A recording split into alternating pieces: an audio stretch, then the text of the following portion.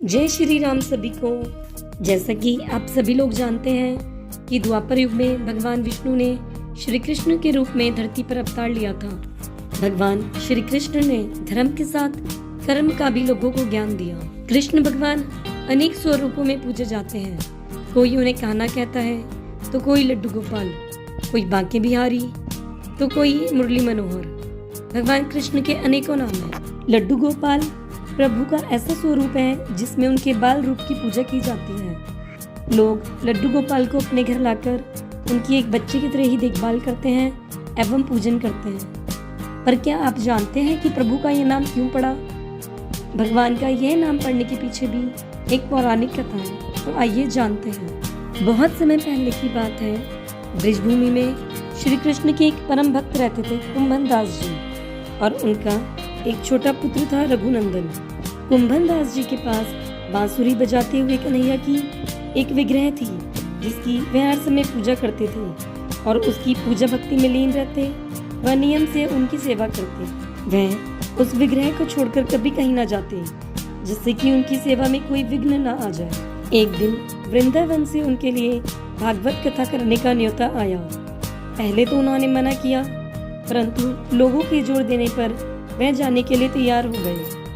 उन्होंने सोचा कि वे भगवान की सेवा की तैयारी करके कथा करने चले जाया करेंगे एवं शाम को रोज वापस लौट जाएंगे, तो इससे उनकी भगवान का सेवा नियम भी नहीं छूटेगा। सुबह उठकर उन्होंने भोग बनाया एवं अपने पुत्र को समझाया कि भोग मैंने बना दिया है, अब तुम ठाकुर जी को समय पर भोग लगा देना, और वह कथा करने चले गए। बालक रघुनंदन ने भोग के समय भोजन की थाली ठाकुर जी के सामने रखी और सरल मन से आग्रह किया कि ठाकुर जी आओ और भोग लगाओ।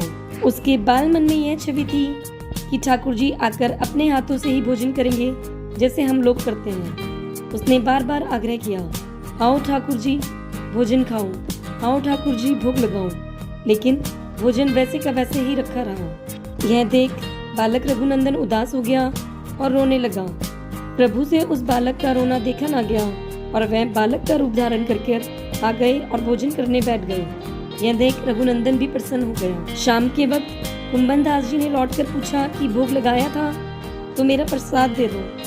तो रघुनंदन ने बोला कि ठाकुर जी ने तो सारा भोजन खा लिया।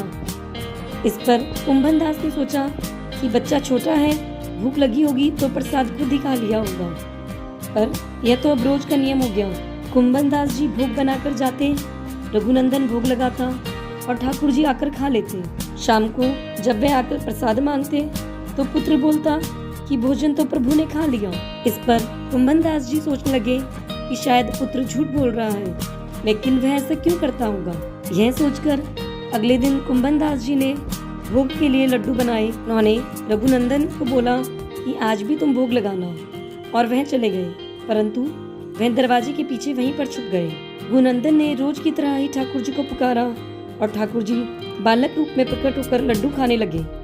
कुंभन दास ने जब ठाकुर जी का यह चमत्कार देखा तो वह दरवाजे के पीछे से निकल आया और प्रभु के चरणों में नतमस्तक हो गया। उस समय ठाकुर जी का एक हाथ मुंह में लड्डू लेके जा रहा था और दूसरा हाथ जमीन पर था।